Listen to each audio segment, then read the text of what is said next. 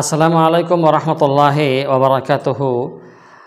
দর্শক শ্রোতা, আশা করব ভালো আছেন। আজকের ভিডিওতে আমরা জানব যে হাশরের দিন সূর্য আমাদের মাথার কতটা কাছে আসবে। দেড় কিলোমিটার উপরে থাকবে মাথার, নাকি কিছু মাইল থাকবে, না কী রকম হবে, মানে হাশরের দিনে সূর্য আমাদের মাথার কতটা উপরে থাকবে। আমরা আজকের ভিডিওতে মূল বিষয়ে চলে যাব যে দুনিয়ার গরমে আমরা কষ্ট পাই, দুনিয়ার গরমে আমরা কষ্ট পাই, কিন্তু হাশরের দিনে গরম কেমন হবে আমরা কি জানি?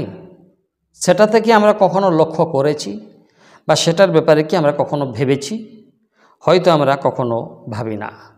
কিন্তু এখানে হাদিস আসছে, রাসূলুল্লাহ সাল্লাল্লাহু আলাইহি ওয়াসাল্লাম বলেন যে কিয়ামতের দিন সূর্য মানুষের মাথার এক বর্ষা দূরত্বে আনা হবে সূর্যকে। তখন মানুষ ঘামে ডুবে যাবে। কারো ঘাম হবে তার পায়ের গোড়ালি পর্যন্ত, কারো ঘাম হবে তার বুক পর্যন্ত, কারো ঘাম হবে আপনার জেগে মুখ পর্যন্ত পৌঁছে যাবে। সাহিহ বুখারী এবং মুসলিম শরীফের হাদিস।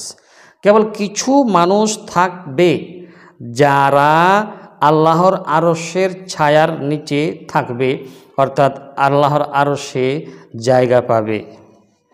সেজন্য আমাদেরকে চেষ্টা করতে হবে যে আল্লাহর আরশের ছায়ার অন্তর্ভুক্ত হওয়ার মতো আমল করা। আর আল্লাহর ছায়ায় অন্তর্ভুক্ত হতে গেলে আমাদেরকে সেই মতো আমল করতে হবে। তাই আল্লাহ আমাদের সেই ভাগ্যবান বানান, আমিন। আমরা জানতে পারলাম যে হাশরের মাঠে কিয়ামতের দিন সূর্য কত কাছে চলে আসবে। আসসালামু আলাইকুম ওয়া রাহমাতুল্লাহি ওয়া বারাকাতুহু।